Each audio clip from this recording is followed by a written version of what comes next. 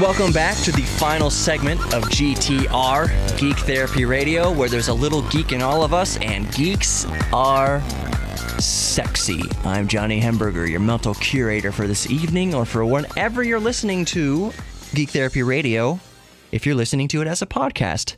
I said a few weeks ago, take me in the shower with you.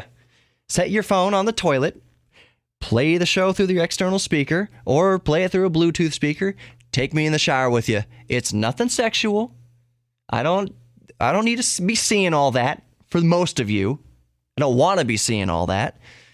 I have a girlfriend I'm taking. I'm good. I don't need to see. I don't need to see you. I don't need to see you. That's not even in my wheelhouse of desires. Before I keep talking myself down into an inescapable pit, let's touch on a few quick tech things. Mercedes brings 48-volt electrical system to the 2018 E-Class. I should stop talking into my mug because it makes it sound a little bit weird. This is my pumpkin spice coffee. It's creamer. It's pumpkin spice creamer. So Mercedes 48-volt electrical system to the 2018 E-Class. That's not an electric vehicle. Normally, cars operate on your car battery is 12 volts. That's the way it's been for a long time. Old cars, like really old Volkswagen Beetles, for instance, operate on 6-volt systems. So now, perhaps we're going to 48 volt. At least the 2018 E-Class is ushering in 48-volt electrical system. So the voltage coming out of your cigarette lighter, they'll probably still step it down to 12 volts. But anyways, why? I didn't plan on talking so much about this, but it keeps popping into my head. Why 48 volts? Because more volts, more current you're able to get through your car. And as cars become more and more reliant upon computers and screens and technology, the old batteries are, that's a lot of current to push through 12 volts. So 48 volts widens the current. Also, interestingly, as a safety hazard, 48 volts, I believe, is what it takes to break human skin. To get shocked, I believe 48 volts is it. So like when those hand buzzers that you shake and you get a shock, it's 48 volts. Is it volt? No. It's like thousands of volts, but at a very, very, very, very, very, very, very, very minuscule amperage. Anyways, but 48 volts. So that seems dangerous to me. Maybe someone can correct me on that. Geek Therapy Radio on Facebook. Go light me up. Go flame me on Facebook. That 48 volts isn't what it takes to break human skin, but I think that's it. Cheap new alloy makes it might double the capacity of lithium-ion batteries. Well, they won't be called lithium-ion. It'll be whatever this new alloy is called. But I've mentioned that on shows very, very a long time ago. My biggest complaint about smartwatches, for instance, I got mine charging back there, oddly enough, is that the batteries just aren't there to make them viable. I don't like having to charge my watch every day or two. I want my watch just to last and last and last. That's why I love Pebbles. Pebbles last from 7 to 10 days. Why do you have to recharge your watch every day? My biggest complaint against the Apple Watch is that you can only get 18 hours of it. That was stupid. Not even a full day out of a watch. That's one big hindrance. So if we can double the storage of batteries easily with this cheap new alloy, that's all the better for wearables and microelectronics. The new Last Jedi trailer has come out, and I'm not going to give any giveaways, any spoilers about the trailer. I'm not a huge Star Wars nerd. I do enjoy Star Wars thoroughly, but I'm not going to give away any spoilers about it. The thing that's crazy about this new Star Wars coming out is how much money Disney is asking theaters for. Disney is asking for 65% of the ticket sales. 65%. Normal used to be anywhere between 40 and 60 on the highest. But Disney thinks this is going to be such a blockbuster that they can get away with asking for 65% of ticket sales, and the theaters are going to do it. Because if they don't do it, they cannot show Star Wars. So 65% ticket sales sets a new benchmark, and the new Star Wars is going to do that. Mickey Mouse is going to make a lot of money. A lot more money. So I was going to geek out a little bit just a tiny little bit about 8-bit computing.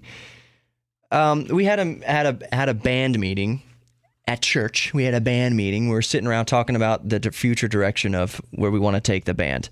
And band geeks, we're nerds about old stuff, and we were talking about how blank CDs are getting more expensive.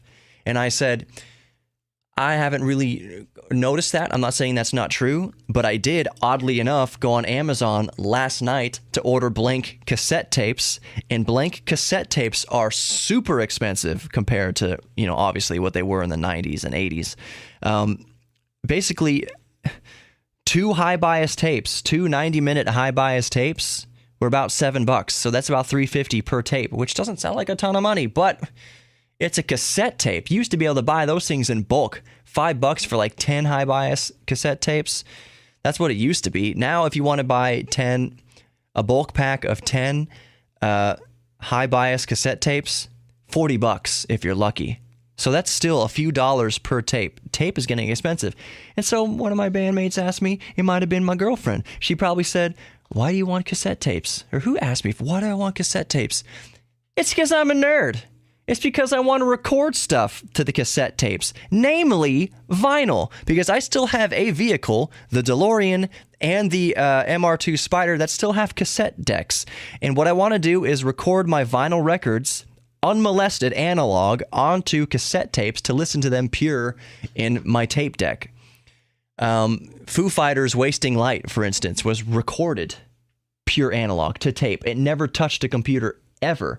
So if you bought the vinyl of Wasting Light by Foo Fighters, you have an unmolested sound wave going from Dave Grohl's guitar, for instance, to the vinyl to your ears. Pure sine wave. So I want to conserve that pure sound wave onto a pure analog format. Cassette, to listen to in my awesome Sony cassette player, to listen to in the DeLorean, to listen to in the MR2 Spider.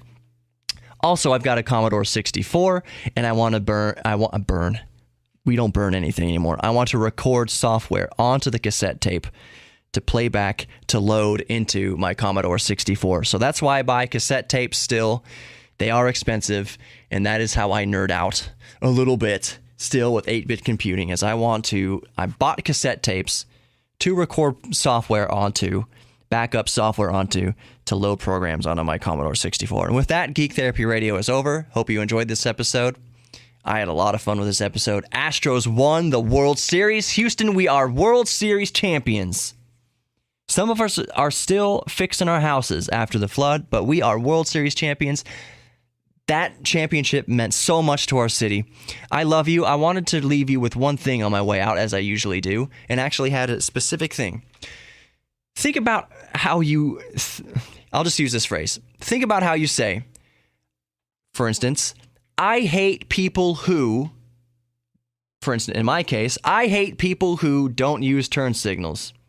That's not the phrase we mean. That's not what we mean in our heart, but that maybe is what we feel in our heart. Maybe if we change our vocabulary, change our syntax, it will change our hearts. So instead of saying, I hate people who don't use their turn signals, what you really mean to say is, I hate when people don't use turn signals. Or I hate when somebody does this. Not, I hate people who have crying babies in restaurants. Just say, I hate when people's babies cry in restaurants. In other words, it's okay to dislike someone's action rather than hating the person. That's a strong word. So I hate people versus I hate when people. Don't hate people, especially not yourself. Don't say, I hate myself when I eat too much cake. Instead, I hate when I eat too much cake. That's a whole mentality shift right there. Did you ever think about that? That popped into my head like 2 years ago, and it's something I've really tried to remember. Thank you for listening to Geek Therapy Radio. I'm Johnny Hemberger. We'll be back next week with more GTR. Remember, I can't even talk. Remember that geeks are sexy, and there's a little geek in all of us. Find your geek thing. Go play with Legos. Go play with your computers. Go play with your instrument that you haven't played in a while. Get happy fingers. Get the indents in your fingers from playing guitar. Just love yourselves. And one way to love yourself is to have a hobby and partake in that hobby. Spend 5 to 10 minutes this week with your hobby. I love you all. This has been Geek Therapy Radio. I'm Johnny Hamburger signing out for this week. Take care, everybody.